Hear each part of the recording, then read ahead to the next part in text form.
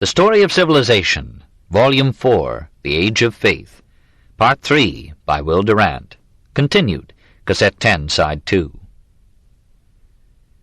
In Part 3, Bacon labors to teach the Pope Hebrew. The study of languages is necessary to theology, philosophy, and science, for no translation conveys the precise sense of the Scriptures or the heathen philosophers. In the Opus Minus, Bacon gives a remarkably learned account of the various translations of the Bible and shows an intimate acquaintance with the Hebrew and Greek texts. He proposes that the Pope appoint a committee of scholars learned in Hebrew, Greek, and Latin to revise the Vulgate, and that this revised version, and no longer the sentences of Peter Lombard, be made the main study in theology. He urges the establishment of university professorships in Hebrew, Greek, Arabic, and Chaldean. He denounces the use of force in converting non-Christians and asks how the Church can deal with Greek, Armenian, Syrian, Chaldean Christians, except through their own languages.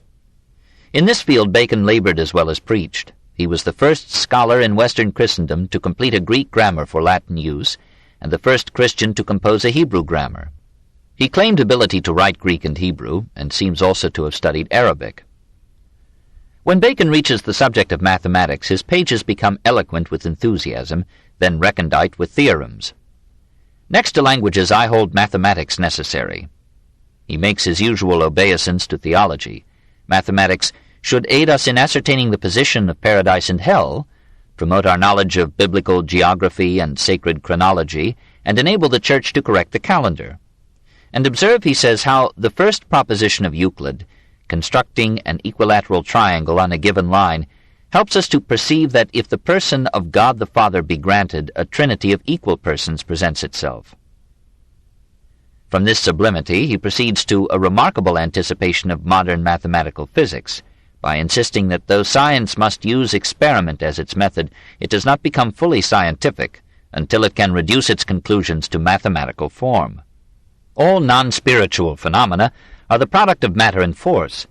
All forces act uniformly and regularly, and may consequently be expressed by lines and figures.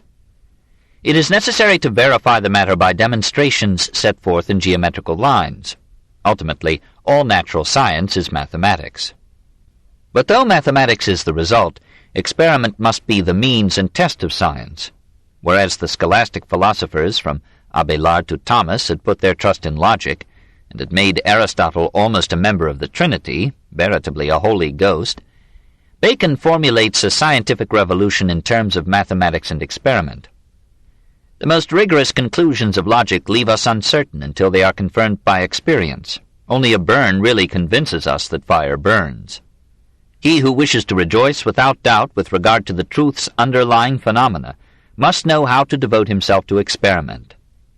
At times he seems to think of experimentum not as a method of research but as a final mode of proof, through putting ideas, reached by experience or reasoning, to test by constructing on their basis things of practical utility.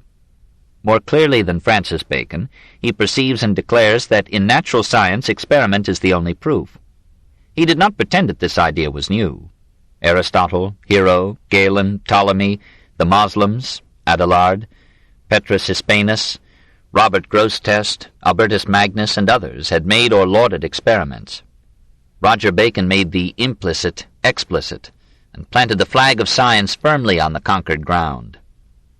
Except in optics and calendar reform, Roger, like Francis Bacon, made only negligible contributions to science itself. They were philosophers of science rather than scientists.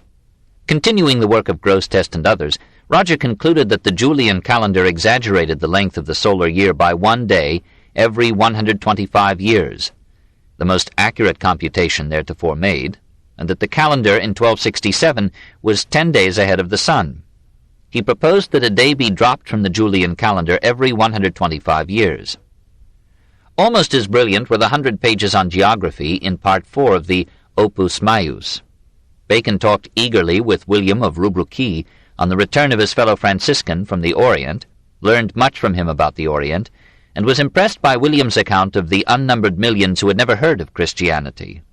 Starting from statements in Aristotle and Seneca, he remarked that the sea between the end of Spain on the west and the beginning of India on the east is navigable in a very few days if the wind is favorable.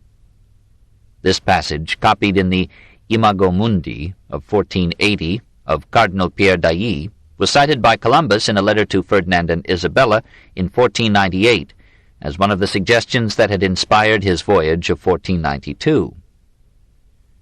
Bacon's work in physics is a vision of modern inventions, colored now and then with the popular ideas of his time. Here, in literal translation, are the famous passages in which he leaps from the 13th to the 20th century. A fifth part of experimental science concerns the fabrication of instruments of wonderfully excellent usefulness, such as machines for flying, or for moving in vehicles without animals and yet with incomparable speed, or of navigating without oarsmen more swiftly than would be thought possible through the hands of men. For these things have been done in our day, lest anyone should ridicule them or be astonished. And this part teaches how to make instruments by which incredible weights can be raised or lowered without difficulty or labor. Flying machines can be made, and a man sitting in the middle of the machine may revolve some ingenious device by which artificial wings may beat the air in the manner of a flying bird. Also, machines can be made for walking in the sea and the rivers, even to the bottom, without danger. A passage in the Opus Maius has been interpreted as referring to gunpowder. Important arts have been discovered against foes of the state, so that without a sword or any weapon requiring physical contact, they could destroy all who offer resistance.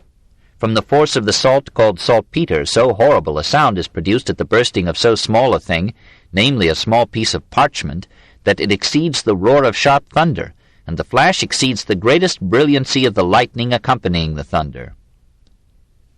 In a possibly interpolated passage of the Opus Tertium, Bacon adds that certain toys, crackers, are already in use, containing a mixture of saltpeter, 41.2%, charcoal, 29.4%, and sulfur, 29.4%. And he suggests that the explosive power of the powder can be increased by enclosing it in solid material. He does not claim to have invented gunpowder. He was merely one of the first to study its chemistry and foresee its possibilities. The best work of Bacon is Part 5 of the Opus Maius, on perspectival science, and in the supplementary treatise on the multiplication of vision. This brilliant essay on optics stemmed from Grosseteste's work on the rainbow, from Vitello's adaptation of Al-Haytham, and from the tradition of optical studies mounting through Avicenna, Al-Kindi, and Ptolemy to Euclid, 300 B.C., who had ingeniously applied geometry to the movements of light. Is light an emanation of particles from the object seen, or is it a movement of some medium between the object and the eye? Bacon believed that every physical thing radiates force in all directions, and that these rays may penetrate solid objects. No substance is so dense as altogether to prevent rays from passing. Matter is common to all things, and thus there is no substance on which the actions involved in the passage of a ray may not produce a change. Rays of heat and sound penetrate through the walls of a vessel of gold or brass. It is said by Boethius that a lynx's eye will pierce thick walls. We are not so sure of the lynx, but otherwise we must applaud the bold fancy of the philosopher of imagination all compact. Experimenting with lenses and mirrors, Bacon sought to formulate the laws of refraction, reflection, magnification, and microscopy. Recalling the power of a convex lens to concentrate many rays of the sun at one burning point, and to spread the rays beyond that point to form a magnified image, he wrote, "We can so shape transparent bodies, meaning lenses, and arrange them in such a way with respect to our sight and the objects of vision, that the rays will be refracted and bent in any direction we desire, and under any angle we wish we shall see the object near or at a distance. Thus, from an incredible distance we might read the smallest letters, and number grains of dust or sand. Thus a small army might appear very large and close at hand. So also we might cause the sun, moon, and stars in appearance to descend here below, and many similar phenomena, so that the mind of a man ignorant of the truth could not endure them. The heavens might be portrayed in all their length and breadth on a corporeal figure moving with their diurnal motion, and this would be worth a whole kingdom to a wise man. An infinite number of other marvels could be set forth." These are brilliant passages. Almost every element in their theory can be found before Bacon, and above all in Al-Haytham, but here the material was brought together in a practical and revolutionary vision that in time transformed the world.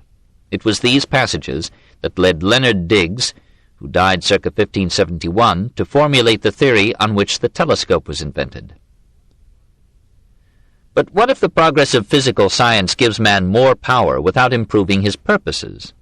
Perhaps the profoundest of Bacon's insights is his anticipation of a problem that has become clear only in our time. In the concluding treatise of the Opus Maius, he expresses the conviction that man cannot be saved by science alone.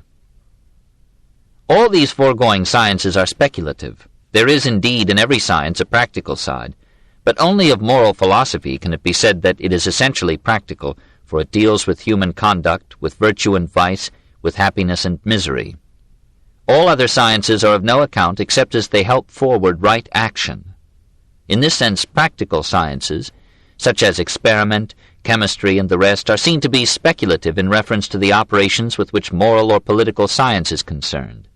This science of morality is the mistress of every department of philosophy. Bacon's final word is not for science, but for religion.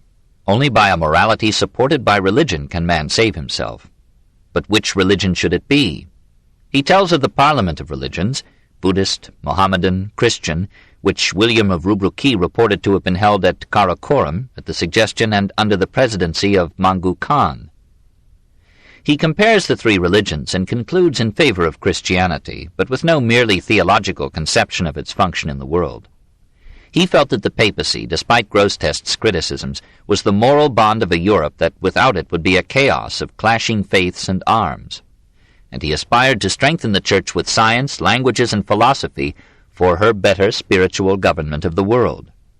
He ended his book as he had begun it, with a warm profession of fidelity to the Church, and concluded with a glorification of the Eucharist, as if to say that unless man seeks periodical communion with his highest ideal, he will be lost in the conflagration of the world. Perhaps the failure of the popes to respond in any way to Bacon's program and appeals darkened his spirit and embittered his pen. In 1271 he published an unfinished Compendium Studii Philosophiae, which contributed little to philosophy, but much to the odium theologicum that was disordering the schools. He settled summarily the subsiding debate between realism and nominalism. A universal is nothing but the similarity of several individuals, and one individual has more reality than all universals put together. He adopted Augustine's doctrine of rationes seminales, and arrived at a view in which the efforts of all things to better themselves engendered a long series of developments. He accepted the Aristotelian notion of an active intellect or cosmic intelligence flowing into our minds and illuminating them, and came dangerously near to Averroistic pantheism. But what shocked his time was not his philosophical ideas so much as his attacks upon his rivals and the morals of the age. In the Compendium Philosophiae, almost every phase of 13th-century life felt his lash. The disorder of the papal court, the degeneration of the monastic orders, the ignorance of the clergy, the dullness of sermons, the misconduct of students, the sins of the universities, the windy verbiage of the philosophers. In a Tractatus de Erroribus Medicorum, he listed 36 great and radical defects in the medical theory and practice of his time. In 1271 he wrote a passage that may incline us to take with better grace the shortcomings of our age. More sins reign in these days than in any past age. The Holy See is torn by the deceit and fraud of unjust men. Pride reigns, covetousness burns, envy gnaws upon all. The whole curia is disgraced with lechery, and gluttony is lord of all. If this be so in the head, what then is done among the members? Let us see the prelates, how they run after money, neglect the care of souls, promote their nephews and other carnal friends, and crafty lawyers who ruin all by their counsel. Let us consider the religious orders. I exclude none from what I say. See how far they are fallen, one and all, from their right state. And the new orders, the friars, are already horribly decayed from their original dignity. The whole clergy is intent upon pride, lechery, and avarice, and wheresoever clerks, meaning students, are gathered together, they scandalize the laity with their wars and quarrels and other vices. Princes and barons and knights oppress one another and trouble their subjects with infinite wars and exactions. The people, harassed by their princes, hate them and keep no fealty save under compulsion. Corrupted by the evil example of their betters, they oppress and circumvent and defraud one another, as we see everywhere with our eyes. and they are utterly given over to lechery and gluttony, and are more debased than tongue can tell. Of merchants and craftsmen there is no question, since fraud and deceit and guile reign beyond all measure in their words and deeds. The ancient philosophers, though without that quickening grace which makes men worthy of eternal life, lived beyond all comparison better than we, both in decency and in contempt of the world with all its delights and riches and honours, as all men may read in the works of Aristotle, Seneca, Tully, Avicenna, Alfarabi, Plato, Socrates, and others. And so it was that they attained to the secrets of wisdom and found out all knowledge. But we Christians have discovered nothing worthy of those philosophers, nor can we even understand their wisdom, which ignorance of ours springs from this cause, that our morals are worse than theirs. There is no doubt whatever among wise men but that the Church must be purged. He was not impressed by his contemporaries in philosophy. Not one of them, he wrote to Clement IV, could in 10 years write such a book as the Opus Maius. Their tomes seemed to Bacon a mass of voluminous superfluity and ineffable falsity, and the whole structure of their thought rested upon a Bible and an Aristotle mistranslated and misunderstood. He ridiculed Thomas's long discussion of the habits, powers, intelligence, and movements of the angels. Such an exaggerated indictment of European life, morals, and thought in a brilliant century must have left Bacon alone against the world. Nevertheless, there is no evidence that his order or the Church persecuted him, or interfered with his freedom of thought or utterance before 1277, that is, 6 years after the issuance of the above Jeremiad. But in that year, John of Vercelli, head of the Dominicans, and Jerome of Ascoli, head of the Franciscans, conferred to allay certain quarrels that had risen between the two orders. They agreed that the friars of each order should abstain from criticizing the other, and that any friar who was found by word or deed to have offended a friar of the other order should receive from his provincial such punishment as ought to satisfy the offended brother. Shortly thereafter, Jerome, according to the 14th-century Franciscan Chronicle of the 24th Generals of the Order, acting on the advice of many friars, condemned and reprobated the teaching of Friar Roger Bacon, master of sacred theology, as containing some suspected novelties, on account of which the same Roger was condemned to prison. We have no further knowledge of the matter, whether the novelties were heresies, or reflected a suspicion that he dabbled in magic, or covered up a decision to silence a critic offensive to Dominicans and Franciscans alike, we cannot say. Nor do we know how severe were the conditions of Bacon's imprisonment, nor how long it lasted. We are told that in 1292 certain prisoners condemned in 1277 were freed. Presumably Bacon was released then or before, for in 1292 he published a Compendium Studii Theologiae. Thereafter we have only an entry in an old chronicle. The noble Dr. Roger Bacon was buried at the Grey Friars, the Franciscan Church, in Oxford in the year 1292. He had little influence on his time. He was remembered chiefly as a man of many marvels, a magician and conjurer. It was as such that he was presented in a play by Robert Greene 300 years after his death. It is hard to say how much Francis Bacon, 1561 to 1626, owed to him. We can only note that the second Bacon, like the first, rejected Aristotelian logic and scholastic method, questioned authority, custom, and other idols of traditional thought, praised science, listed its expected inventions, charted its program, stressed its practical utility, and sought financial aid for scientific research. Slowly, from that 16th century, Roger Bacon's fame grew until he became a legend, the supposed inventor of gunpowder, the heroic freethinker, the lifelong victim of religious persecution, the great initiator of modern thought. Today the pendulum returns. Historians point out that he had only a confused idea of experiment, that he did little experimenting himself, that in theology he was more orthodox than the Pope, that his pages were peppered with superstitions, magic, misquotations, false charges, and legends taken for history. It is true. It is also true that though he made few experiments, he helped to state their principle and to prepare their coming, and that his protestations of orthodoxy may have been the diplomacy of a man seeking papal support for suspected sciences. His errors were the infection of his time or the haste of a spirit too eager to take all knowledge for its province. His self-praise was the balm of genius ignored, his denunciations the wrath of a frustrated Titan, helplessly witnessing the submergence of his noblest dreams in an ocean of ignorance. His attack on authority in philosophy and science opened the way to wider and freer thought. His emphasis on the mathematical basis and goal of science was half a millennium ahead of his age. His warning against subordinating morality to science is a lesson for tomorrow. With all its faults and sins, his Opus Maius deserves its name as a work greater than any other in all the literature of its amazing century. 8. The Encyclopedists. Intermediate between science and philosophy were the reckless polymaths who sought to give order and unity to the expanding knowledge of their period, to bring science and art, industry and government, philosophy and religion, literature and history into an orderly whole that might provide a base for wisdom. The 13th century excelled in encyclopedias and in summae that were all-encompassing syntheses. The more modest encyclopedists limited themselves to summarizing natural science. Alexander Neckham, abbot of Cister, circa 1200, and Thomas of Cantimpré, a French Dominican, circa 1244, wrote popular surveys of science under the title of The Nature of Things, and Bartholomew of England, a Franciscan, sent forth a chatty volume on the properties of things, circa 1240. About 1266, Brunetto Latini, a Florentine notary exiled for his Guelph politics and living for some years in France, wrote in the Langue d'Oil, Les Livres du Trésor, the treasure books, a brief encyclopedia of science, morals, history, and government.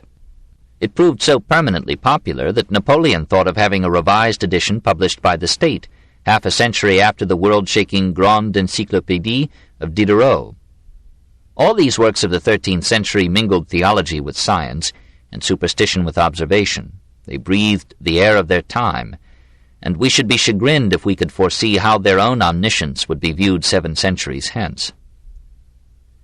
The most famous encyclopedia of the Christian Middle Ages was the Speculum Maius of Vincent of Beauvais, circa 1200 to circa 1264.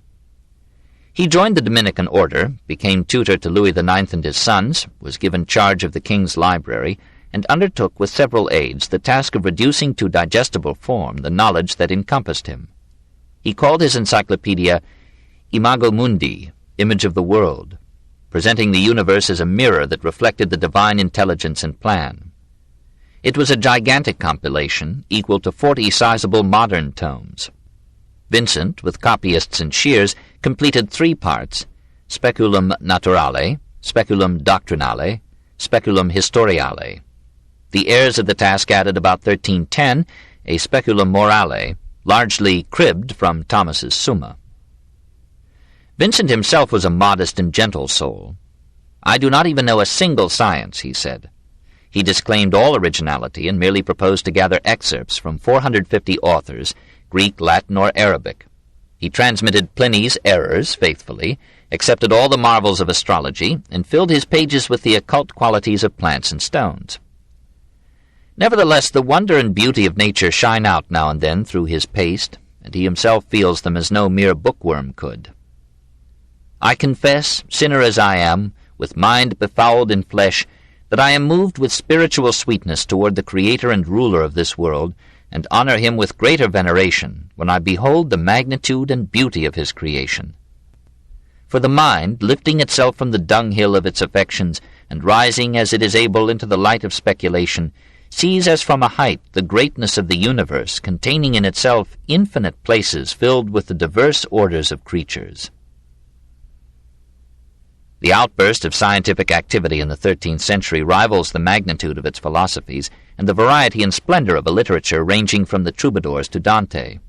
Like the great Summae and the Divine Comedy, the science of this age suffered from too great certainty, from a failure to examine its assumptions, and from an indiscriminate mingling of knowledge with faith.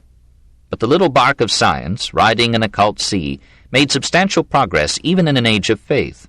In Adelard, Grosseteste, Albert, Arnold de Villanova, William of Saliceto, Henri de Mondeville, Lanfranchi, Bacon, Peter the Pilgrim, and Peter of Spain, fresh observation and timid experiment began to break down the authority of Aristotle, Pliny, and Galen. A zest for exploration and enterprise filled the sails of the adventurers, and already at the beginning of the wonderful century Alexander Neckham expressed the new devotion well.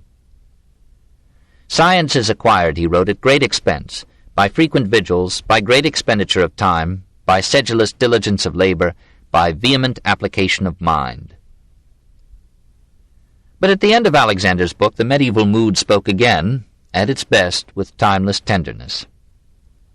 Perchance, O book, you will survive this Alexander, and worms will eat me before the bookworm gnaws you. You are the mirror of my soul, the interpreter of my meditations, the true witness of my conscience, the sweet comforter of my grief. To you, as faithful depositary, I have confided my heart's secrets. In you I read myself. You will come into the hands of some pious reader who will deign to pray for me. Then indeed, little book, you will profit your master. Then you will recompense your Alexander by a most grateful interchange. I do not begrudge my labor. There will come the devotion of a pious reader who will now let you repose in his lap, now move you to his breast, sometimes place you as a sweet pillow beneath his head. Sometimes, gently closing you, he will fervently pray for me to Lord Jesus Christ, who with Father and Holy Spirit lives and reigns God through infinite cycles of ages. Amen. Chapter 28. The Age of Romance, 1100 to 1300. 1. The Latin Revival. Every age is an age of romance, for men cannot live by bread alone, and imagination is the staff of life. Perhaps the 12th and 13th centuries in Europe were slightly more romantic than most periods. Besides inheriting all the mystic creatures of Europe's fairy lore, they accepted the Christian epic and all the beauty and terror of its vision. They made an art and religion of love and war. They saw the Crusades. They imported 1,000 tales and wonders from the East. In any case, they wrote the longest romances known to history. The growth of wealth and leisure and laic literacy, the rise of towns and the middle class, the development of universities, the exaltation of woman in religion and chivalry, all furthered the literary flowering. As schools multiplied, Cicero, Virgil, Horace, Ovid, Livy, Sallust, Lucan, Seneca, Statius, Juvenal, Quintilian, Suetonius, Apuleius, Sidonius, even the ribald Martial and Petronius, brightened with their art and exotic world many a pedagogic or monastic retreat, perhaps here and there some palace bower. From Jerome to Alcuin to Heloise and Hildebert, Christian souls stole minutes from their hours to chant the Aeneid's music silently. The University of Orleans particularly cherished the classics of pagan Rome, and a horrified Puritan complained that it was the old gods, not Christ or Mary, that were worshipped there. The 12th century was almost the age of Ovid. He dethroned then the Virgil whom Alcuin had made the poet laureate of Charlemagne's court, and monks and ladies and wandering scholars alike read with delight the Metamorphoses, the Heroides, and the Art of Love. We can forgive many a Benedictine carouse to the monks who preserved these damned souls so lovingly, and taught them so devotedly to the reluctant, then grateful young. From such classic studies, a medieval Latin arose whose diversity and interest are among the most pleasant surprises of literary exploration. St. Bernard, who thought so poorly of intellectual accomplishments, wrote letters of loving tenderness, vituperative eloquence, and masterly Latin. The sermons of Peter Damian, Bernard, Abélard, and Berthold of Regensburg kept Latin a language of living power.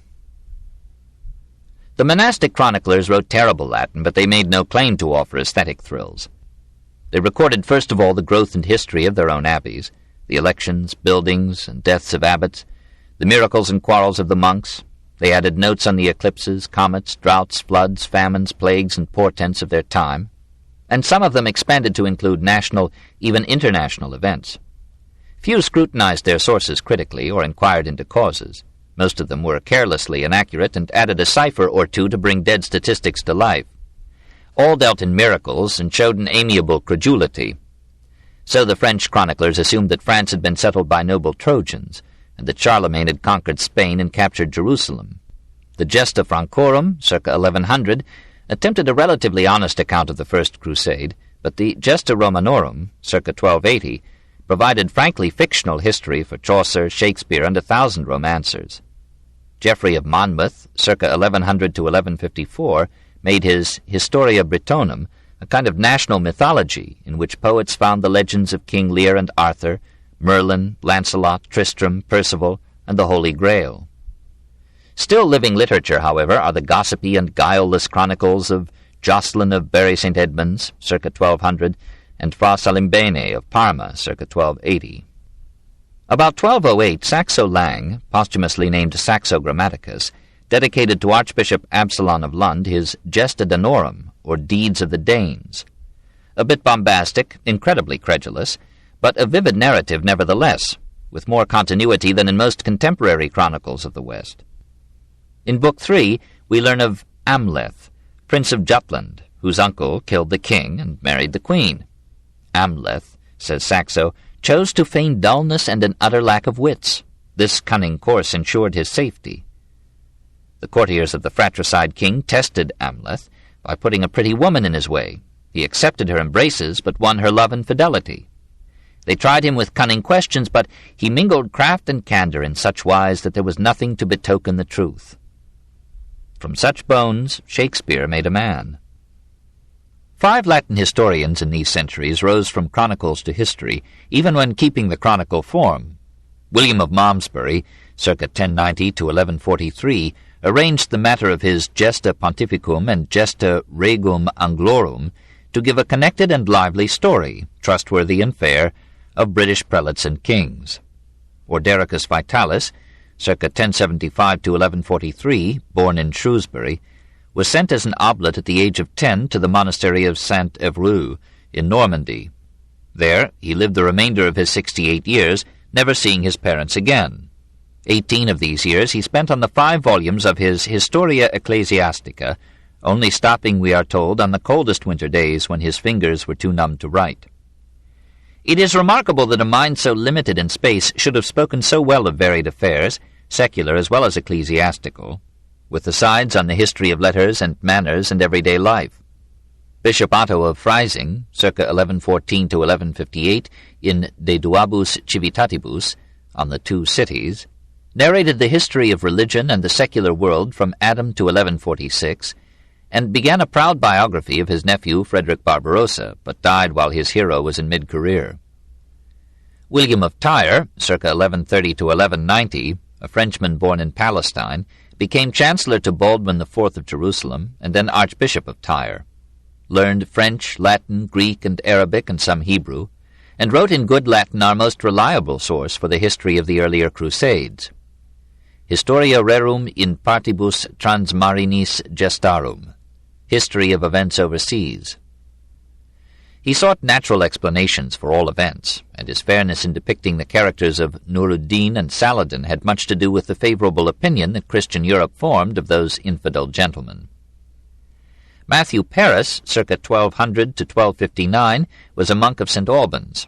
As historiographer to his abbey and later to King Henry III, he composed his lively Chronica Maiora, covering the major events of European history between 1235 and 1259.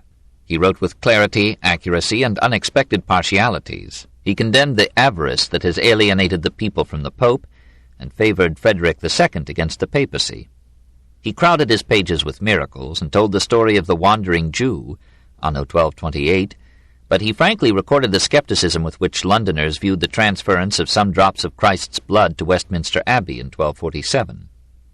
He drew for his book several maps of England, the best of the period, and may himself have made the drawings that illustrate his work. We admire his industry and learning, but his sketch of Muhammad, anno 1236, is an astonishing revelation of how ignorant an educated Christian could be of Islamic history. The greatest historians of this age were 2 Frenchmen writing in their own language, and sharing with the troubadours and trouvères the honor of making French a literary tongue. Geoffrey de Villardoin, circa 1150 to circa 1218, was a noble and a warrior of little formal education. Precisely because he knew not the tricks of rhetoric taught in the schools, he dictated his Conquête de Constantinople of 1207 in a French whose simple directness and matter-of-fact precision made his book a classic of historiography. Not that he was impartial. He played too intimate a role in the Fourth Crusade to see that picturesque treachery with an objective eye, but he was there, and saw and felt events with an immediacy that gave his book a living quality half immune to time. Almost a century later, Jean, Sire de Joinville, Seneschal of Champagne, after serving Louis IX on crusade and in France, wrote, when he was 85, his Histoire de Saint-Louis of 1309. We are grateful to him for describing, with artless sincerity, the human beings of history, and for lingering on illuminating customs and anecdotes. Through him we feel the tang of the time as not even in Villardouin. We are with him when he leaves his castle after pawning nearly all his possessions to go on crusade.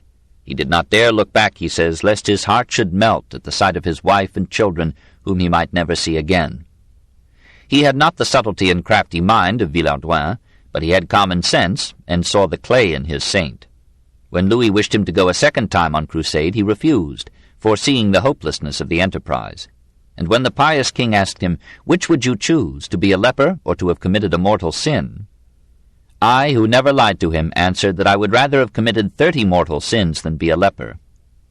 When the monks had departed, he called me to him alone, and made me sit at his feet, and said, "How came you to say that?" And I told him that I said it again. And he replied, "You spoke hastily and foolishly, for you should know that there is no leprosy so hideous as being in mortal sin." He asked me if I washed the feet of the poor on Holy Thursday. "Sire," said I, "it would make me sick. The feet of these villains I will not wash."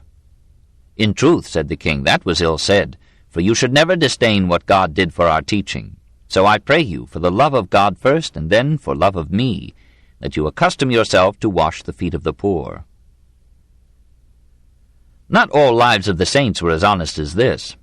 The sense of history and the intellectual conscience were so poorly developed in medieval minds that the writers of these edifying narratives seem to have felt that much good and little harm could come if their readers accepted the accounts as true. Probably in most cases the authors received the spreading tales from others and believed what they wrote. If we take the lives of the saints simply as stories, we shall find them full of interest and charm. Consider how St. Christopher got his name. He was a giant of Canaan, 18 feet tall. He entered the service of a king because he had heard that this was the most powerful man in the world. One day the king crossed himself at mention of the devil. Christopher concluded that the devil was more powerful than the king, and thereupon he entered the devil's service. But at sight of a cross on the roadside the devil took flight, and Christopher, reasoning that Jesus must be stronger than Satan, dedicated himself to Christ. He found it hard to observe the Christian fasts, there was so much of him to feed, and his great tongue tripped over the simplest prayers. A saintly hermit placed him on the bank of a ford whose swift waters annually drowned many who tried to cross it. Christopher took the wayfarers on his back and carried them dry and safe to the other shore. One day he bore a child across the stream. He asked why it was so heavy, and the child replied that it carried the weight of the world. Safely across, the child thanked him, said, "I am Jesus Christ," and disappeared. And Christopher's staff, which he had stuck in the sand, suddenly blossomed with flowers. And who was Britain's St. George? Near Selinum in Libya, a dragon annually received as food a living youth or maiden, chosen by lot, as the price of not poisoning the village with his breath. Once the lot fell to the virgin daughter of the king. When the fated day arrived, she walked to the pond where the dragon stayed. There St. George saw her, and asked why she wept. "Young man," she said, "I believe that you have a great and noble heart, but hasten to leave me." He refused, and induced her to answer his question. "Fear nothing," he told her, "for I will help you in the name of Jesus Christ." At that moment the monster emerged from the water. George made the sign of the cross, recommended himself to Christ, charged, and plunged his lance into the beast. Then he bade the maiden throw her girdle around the neck of the wounded dragon. She did, and the beast, yielding like any gallant to so potent a charm, followed her docilely forever afterward. These and other pretty tales were gathered about 1290 into a famous book by Jacopo de Voragine, Archbishop of Genoa. For each day in the year he told the story of its appointed saint, and he called his book Legenda Sanctorum, Readings about the Saints. Jacopo's collection became a favorite with medieval readers, who called it Legenda Aurea, the Golden Legend. The Church counseled a certain suspension of belief in regard to some of these stories, but the people loved and accepted them all, and perhaps were not more deceived about life than the simple folk who absorbed the popular fiction of our day. The glory of medieval Latin was its verse. Much of it was poetry in form only, for all varieties of didactic material, history, legend, mathematics, logic, theology, medicine, were given rhythm and rhyme as mnemonic aids. And there were epics of small moment and great length, like Walter of Chatillon's Alexandriades of 1176, which seem to us now as dull as Paradise Lost. There were also poetic disputations between body and soul, death and man, mercy and truth, rustic and cleric, man and woman, wine and water, wine and beer, rose and violet, the poor student and the well-fed priest, even between Helen and Ganymede, as to the rival merits of heterosexual and homosexual love. Nothing human was alien to medieval poetry.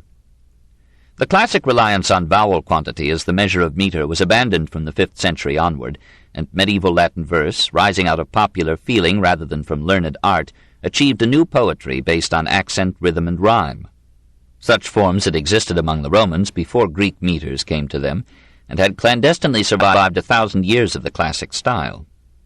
Classic forms, hexameter, elegiac, sapphic, remained throughout the Middle Ages, but the Latin world had tired of them. They seemed unattuned to the moods of piety, tenderness, delicacy, and prayer that Christianity had spread. Simpler rhythms came, short lines of iambic feet that could convey almost any emotion, from the beating of the heart to the tread of soldiers marching on to war. Whence rhyme came to Western Christendom no one knows, and many guess. It had been used in a few pagan poems, as by Ennius, Cicero, Apuleius, occasionally in Hebrew and Syriac poetry, sporadically in Latin poetry of the 5th century, abundantly in Arabic verse as early as the 6th century. Possibly the Moslem passion for rhymes affected the Christians who touched Islam. The surfeit of rhymes, medial and terminal, in medieval Latin verse recalls a like excess in Arabic poetry. In any case, the new forms begot an entire new corpus of Latin poetry, utterly unlike the classic types, astonishing in abundance and of unsuspected excellence. Here, for example, is Peter Damian, from 1007 to 1072, the ascetic reformer, likening the call of Christ to the call of a lover to a maid. Who is this that knocks at my door? Would you shatter my night's dream? He calls me, O loveliest of maidens, sister, mate, gem most resplendent, quick, rise, open, most sweet. I am the son of the highest king, his first and youngest son, who from heaven has come to this darkness to free the souls of captives. Death have I suffered, and many injuries. Quickly I left my couch, ran to the threshold, that to the beloved all the house might lie open, and my soul might in fullest see him whom it most longs to see. But he so soon had passed by, had left my door. What then, miserable me, should I do? Weeping, I followed after the youth, whose hands formed man. To Peter Damian, poetry was an incident. To Hildebert of Lavardin, from 1055 to 1133, Archbishop of Tours, it was a passion that fought his faith for his soul. This book is continued on Cassette 11, Side 1.